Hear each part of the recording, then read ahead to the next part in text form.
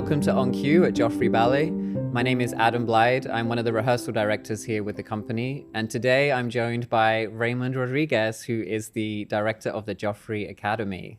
Hi, Raymond. Hi, Adam. It's good to be here with you. Good. I'm really glad that you could be here with me. So you are the director of the Joffrey Academy, which is we're so happy to have you here and have you as one of our colleagues. And that's your position, so you're always focused on that. But we feel Right. with these on-cue things, it's kind of nice to get to know people before they came to Joffrey and what their careers were. So I'd love it if you told us a little bit about where you're from and your training and professional career before you came here to Joffrey. Sure. I was born and raised in New York City, Inwood Heights, not Washington Heights like the musical, but Inwood Heights, Okay. just above Washington Heights. Puerto Rican background, went to Catholic grammar school, had nothing to do with the arts until I was about 6 years of age when I accidentally got pushed into a tap dancing class. Who accidentally pushed you into that? Well, family friend Okay. wanted her son to take tap lessons, and there were no boys in the Yeah. school. So the teacher said, get a group of boys together and I'll start a class. That's great. So she went to my parents, and my parents were like, nope, absolutely not. My son is not dancing. Wow. It was just, I think, that machismo Latin, Right. thing. And my sisters were in the school, though. That's so strange. So this friend, who's a dear friend to this day still, she went out and bought me a pair of tap shoes. Since my birthday is in September, registration is in September for the school. Okay. And so they were like, well, he has the shoes, let him start. And I loved it. And she was a former Radio City Music Hall Rockette, my teacher, and it was just in a gymnasium. And I just did it as a hobby once a week. I thought it was cool, and I sort of excelled in it. And as I said, I was going to a Catholic grammar school. And this Catholic nun said, there's this high school of performing arts that you should audition for. And I was like, well, I didn't know anything about it. I lived Right. up in Inwood Heights, and we would go downtown for shopping, go to Herald Square to Macy's and go to the Macy's Thanksgiving Day Parade and see the Rockettes. But I didn't know anything about making it a profession. So this teacher said, you should audition for the school. I'll get all the information. And I said, great, okay. So my mom took me down and got to the audition, and they said, all right, everyone change into your tights. And I was like, tights? Uh-oh. I've never worn tights before in my life. So I just had my pants, slacks on, and they made me just roll up my pants. And I had to take a ballet class and a modern dance class. And Had I'd you done never any? done it, no. And here I was 13, ready to turn Wow. 14. So I just imitated. And we had to have a prepared solo as well. Oh my word. So I took the ballet class, was like, what am I doing? And the modern class, and then I did my solo. A few weeks later, I got the acceptance letter, and I was like, wow, Mom, I got accepted. And so maybe they saw potential. I don't know what it Yeah. was, but so I said, yeah, maybe I'll try it out. And I was already enrolled in an all-boys Catholic high school Okay. that I was going to go to. And I said, well, this will be really different. And I always wore my navy blue tie and white shirt. And so I went to the school, and I got there, and it was like a different world.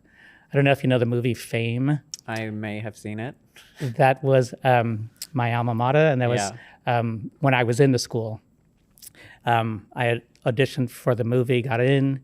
I didn't take the part because I was going to study ballet. Wow. So now all my friends are in the movie, and that was my graduating class. But anyway, I went to my first day of classes, and everyone was like, from all the different boroughs of New York, Right. a melting pot of people. And I was like, I was so out of my world. After 6 months, I wanted to quit. And a teacher said, we're going to have a holiday break. You need to continue studying your ballet. And there was no tap. I was just taking ballet and modern. Wow. So I was a So beginner. it had completely changed. Yeah. So they said, you need to study during the holidays. So they gave me a list of schools to go to see where I can go study Right. during our break. I went to American Ballet Theater School, New York City Ballet School, SAB. I went to Joffrey Ballet School in New York and went around, and I got a scholarship to each school, not knowing, after, just a few months of ballet. Crazy. I ended up going to American Ballet Theater School on full scholarship. And again, I was just imitating and following what they were doing. They must have seen some real potential though you were just hearing yeses everywhere. I didn't know terminology. I didn't know the names wow, of the steps. And it was Leon Danilian, who was the director of ABT school at that time. He says, well, we only have an intermediate and an advanced class for scholarship. So we'll put you in the intermediate. We don't have any other boys in the class, but I'll try to get some other boys once again. Yeah. So they got a few other boys. One was who was Sarah Jessica Parker's brother, Okay. Toby. So he was in my class, and Sarah was in another class, actually. And I just started imitating, and Patricia Wild was one of my teachers, and she just really took the time to like work with me when after the bar, everyone stretch, and like she just nurtured me. And then I started like, were you enjoying it? Did you just, after that, it like clicked. Yeah. I was like, Mom, I want to stay in the school.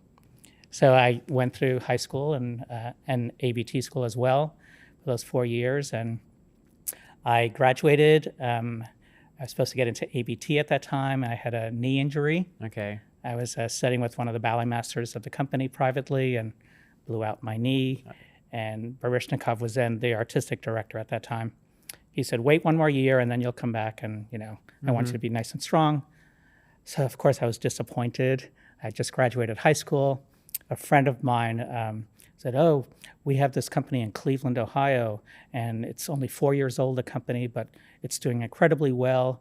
The director's going to be in town in New York, and, why don't you I'm going to invite him so he can see you. I was like, okay, sure.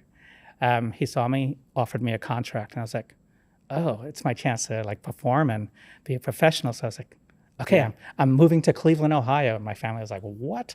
Leaving New York City. Anyway, I went to Cleveland. I did really well there. And I thought I would only go for 1 year, go back to New York and go to ABT. I didn't go back. Yeah. I mean, I went back and took company class and just didn't feel right anymore. And I loved what I was doing in Cleveland. Yeah, if things are going well, right? I'm sure you were dancing constantly. Getting major roles right from the start. Yeah.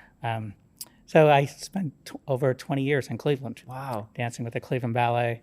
And then we had a partnership in San Jose, so it became the Cleveland San Jose Ballet. That company folded.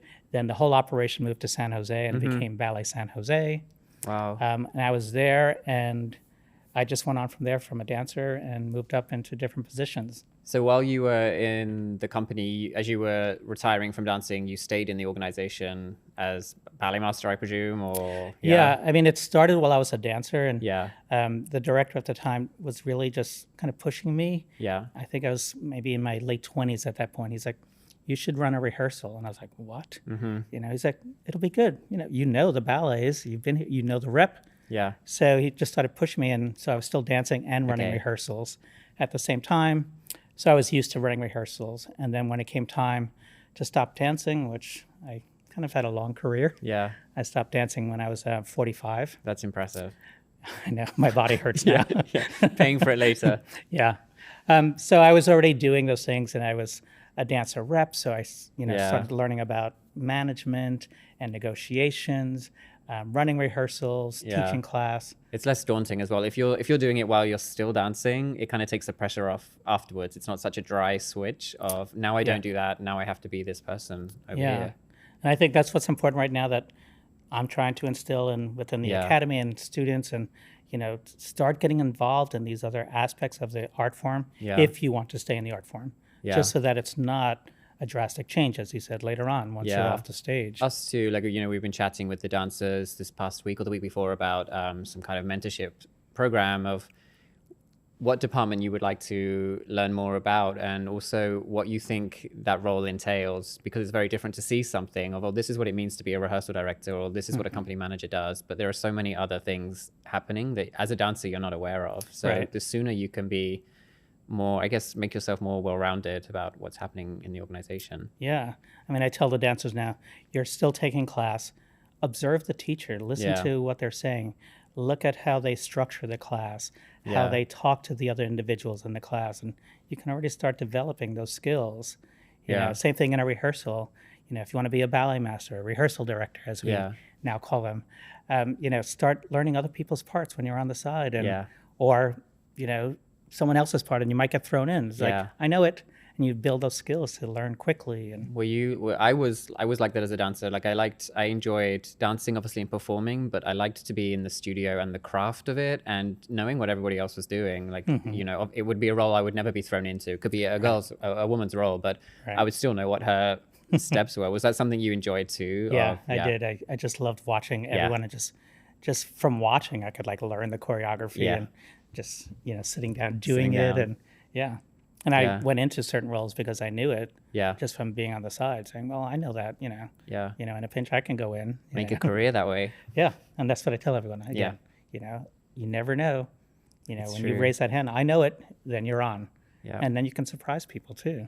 So after you, so you were, you know, kind of wearing a lot of hats with Ballet San Jose. What did you do after that? Did you go back to school, or? Well, I was still with Ballet San Jose. Right.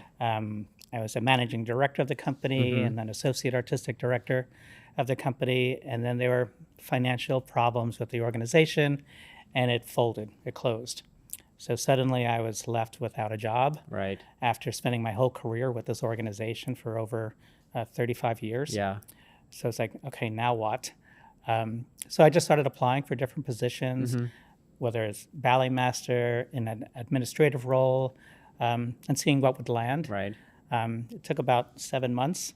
I saw the position for here at Joffrey Ballet for the head of the studio company and training program. And I was like, you know, I'll apply. But I was like, what if I get it? Chicago. It's so cold. This is true. You know, I was living in California for 16 years already. So, but my family's but in from New York. I was going to say, surely it's in there somewhere. Yeah, I lived in Cleveland. Yeah, true. So I was like, well, it would bring me a lot closer to the East Coast and where my family is. But I didn't think anything of it. I applied, didn't hear anything for a couple of months. Yeah.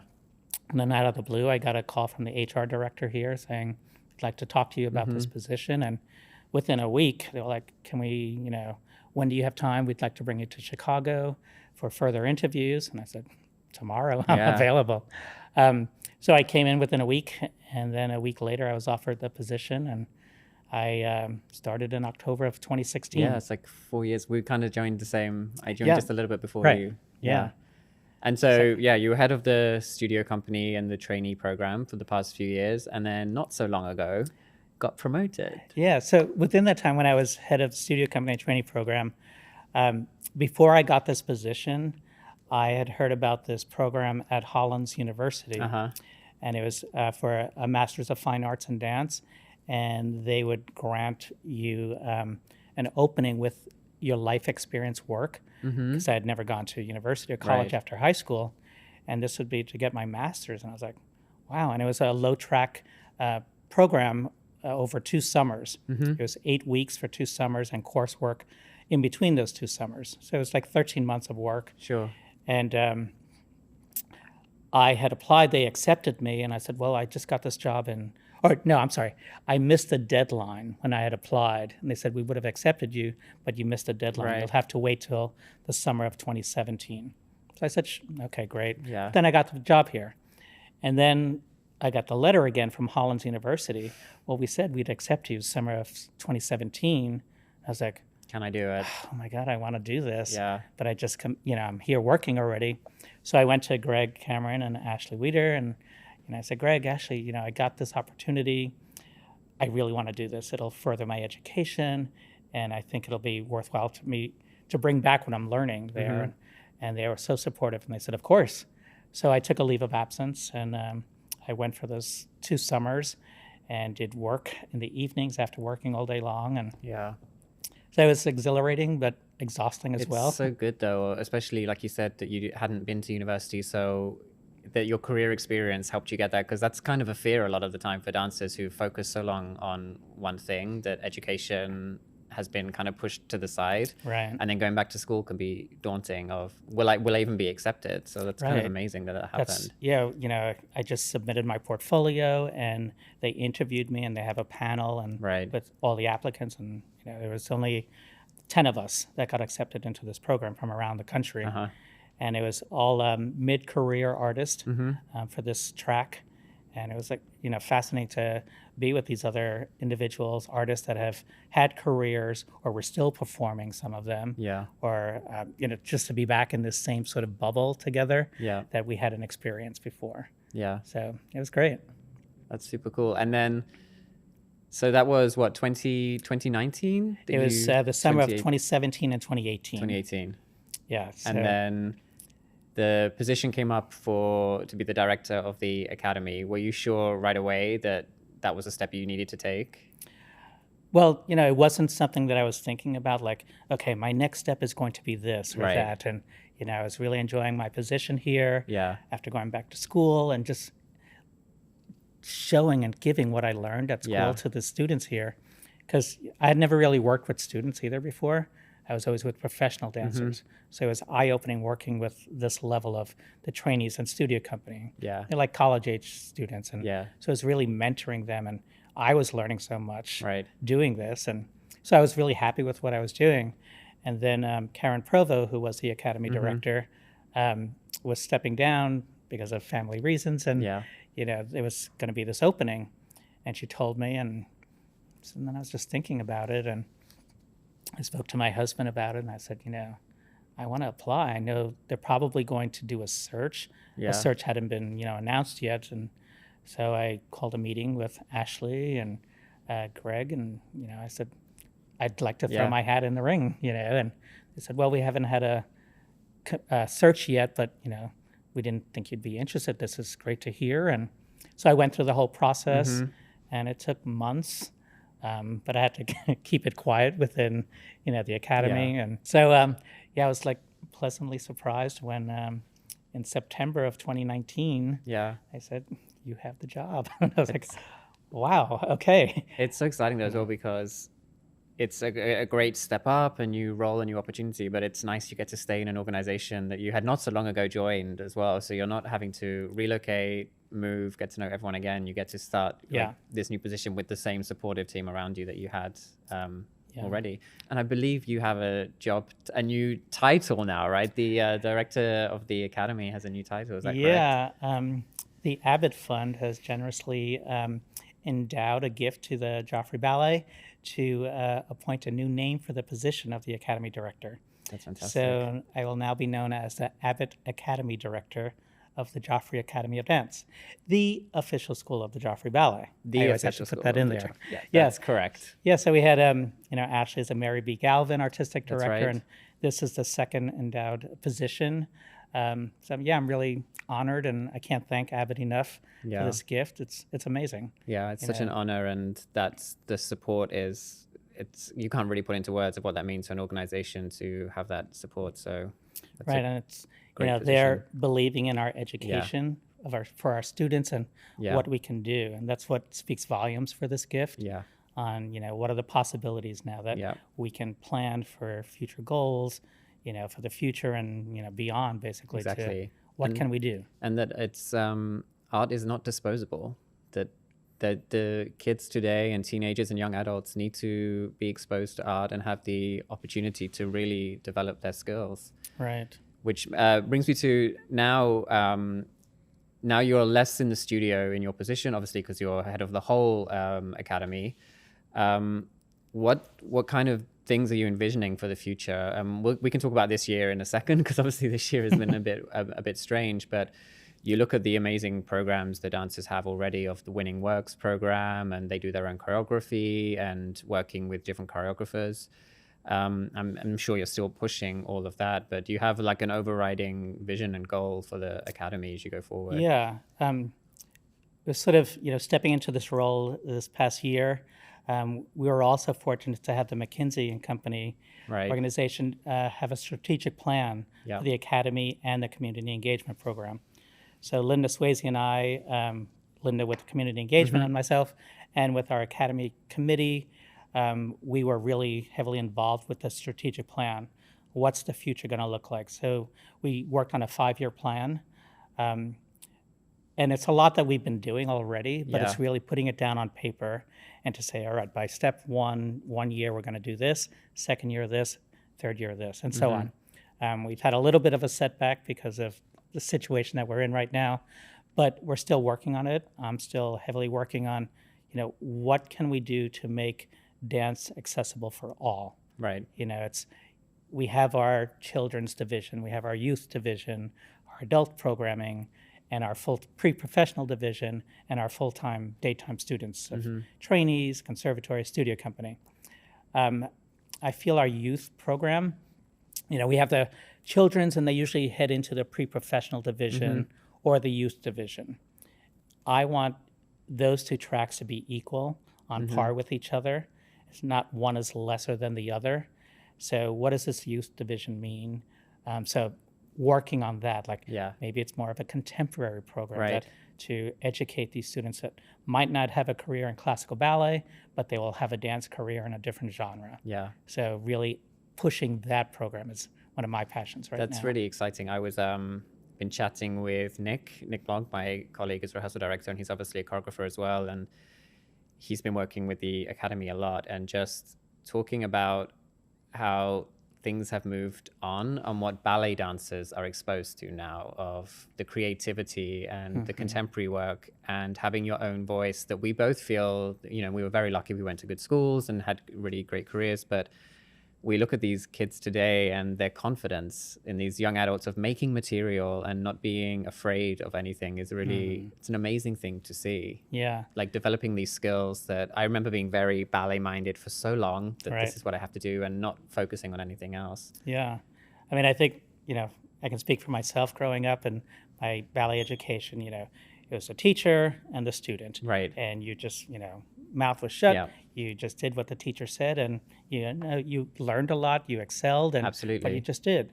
And then it got to a certain point, like, where's my voice on this? Yeah. And for me, going back to school again and with my master's program, it just opened my eyes up to many different things, as well as, we have to learn to be able to communicate with one another. Yeah. I want to know what you're feeling, what you're Yeah. thinking, learning on the outside. Yeah. That's going to come into the studio. Yeah. And that's going to change who you are as an artist. So it's not just, I was told to lift my leg this Yeah. high, but how are you lifting it? Why Yeah. are you lifting it? And Yeah. just, have dialogue. And Yeah, what does it mean to you? Or if there's something else that has more weight and importance, what is it and why? And maybe you need to investigate that further. I think it's incredible to see. I was super inspired. Nick showed me some things that they have been working on, and I was blown away. I was like, that is. Yeah. And I think back to myself at that age, and I would have been just waiting for somebody to tell me what I had to do. And yeah, I think, art imitates life, and, what these students are going through, what Right. we're all going through right now. But, they're wearing masks every day Yeah. and learning choreography and working all day long. It's like, I'm walking to the CTA and I'm like with my mask on and I'm like, oh my God. I was Right. like, how are these students doing I this? know. So I And give these- them so much credit. Yeah, It's and- amazing. it's like formative years for them too. This is Yeah. really shaping them. They're committed. Yeah. And they want to be here. And, we have students that came to this program this year Yeah. from all over the world. Yeah. I mean, we had like 19 international students Yes. signed up for the fall for our daytime program. That's to move here during this pandemic. Yeah. And, we're keeping them safe and following all our safety guidelines. But other kids from the U.S. too, around. Yeah. Like 45 students from around the country and around the world. Yeah, it's amazing. It's like it's not letting everyone understands the new restrictions and the limits, but it's not holding people back. We have to press on with what we do, and we've been doing that all summer with rehearsing and teaching from home. We had the summer Right. programs, and now we're back in the studio. So it's good. I'm sure people must think, well, ballet must have stopped or dance must have stopped right now, but not at all. We haven't stopped. I mean, No. as you know, Zooming and emailing and when we closed in shut down in March, yeah, we pivoted in 1 week Yeah. to get online classes going, over 100 classes a week. yeah. And, I thank you and Adam and, Nick. you're Adam. I am Yeah. Adam. You and Nick and Suzanne and Ashley for, stepping up and teaching on Yeah. these programs throughout the summer. It was incredible for the students. Yeah. They were learning in a different way, but so much more that they wouldn't have learned in the studio. Yeah, and also when you're trying to teach or show something or talk about it, you have to focus on different things because there are limits, obviously, of what you can do at home. But some levels of the artistry or I don't know, emotion of something could be, we could focus more on that rather than the pure technique of something. But Right. we found it so enjoyable too. It was, you know, you kind of forget you're in your bedroom or kitchen because you're talking about what you love, and you're Right. watching. All we got was just such enthusiasm coming back through the screen. It was it was actually probably way more fun than it should have been, really, when you look Right. at what the setup is. So Yeah, I mean, we really enjoyed it. the lectures that we were able to provide, and you guys giving lectures, choreographers from around the world coming, Major you know, dancers. Annabelle Lopez Ochoa and Yeah. Chris Wheeldon, and you know, to oh my God, they're talking to us, you Yeah. know, and so it made this connection to keep them connected Yeah. to the art form, to Joffrey Ballet. Yeah. So I was really proud of, you know, everyone that was involved, from faculty, admin team, the students. You know, it was amazing Yeah. what we were able to accomplish. Yeah, it was really beautiful work to see out of what was difficult circumstances. So Yeah, art lives. art right? lives for It sure. will It always does. live. Yeah, upon. I think that's a good note to almost finish on, Raymond. okay. So That went by quickly. it does go by quickly, but so I want to chuck some questions at you. Uh-oh. Yeah, rapid fire, just 21 and done, and then you'll be free Oh to my go. God, 21. Yeah. Okay. All right, are you ready? Fast as Let's- you can. Okay. I mean, it doesn't have to be like that. But okay, what was the last book you read? Well, I'm currently reading an autobiography of a yogi. Okay, Really good. spiritual, yeah.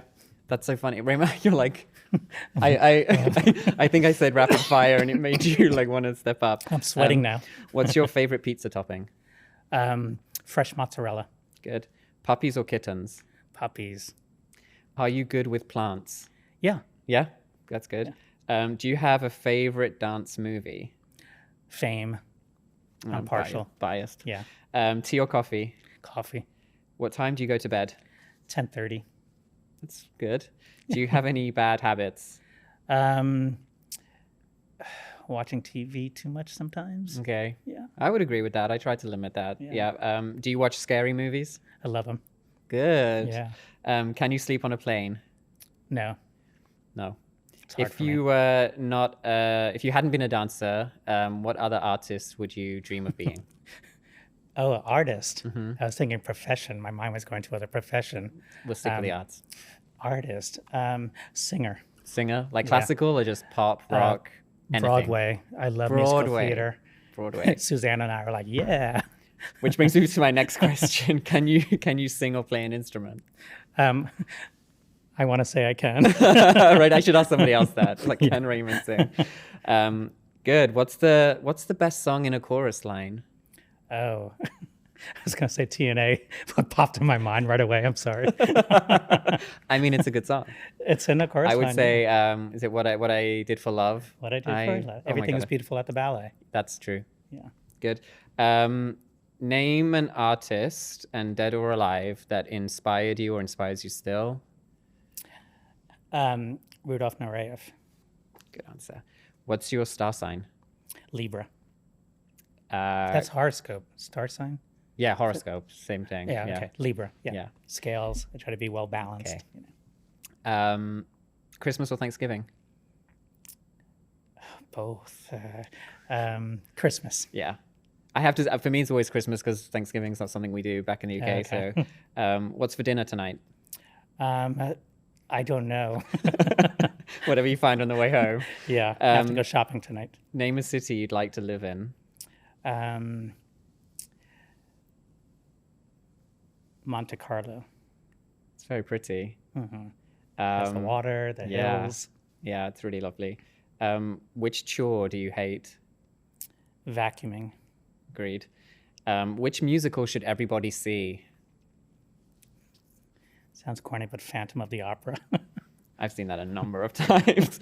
And last question, there's one free ticket for the Oscars and one for the Tonys. Which one do you accept? Tony's. I love musical theater. Yeah, I kind of figured you might say that. And that's it, 21 and done. All right. Raymond, thank you so much for joining me. It was really nice to chat with you. You too, Adam. Thanks. You're It was welcome. fun. Stay safe and stay well. And thank you for joining us, and we'll see you soon. Bye.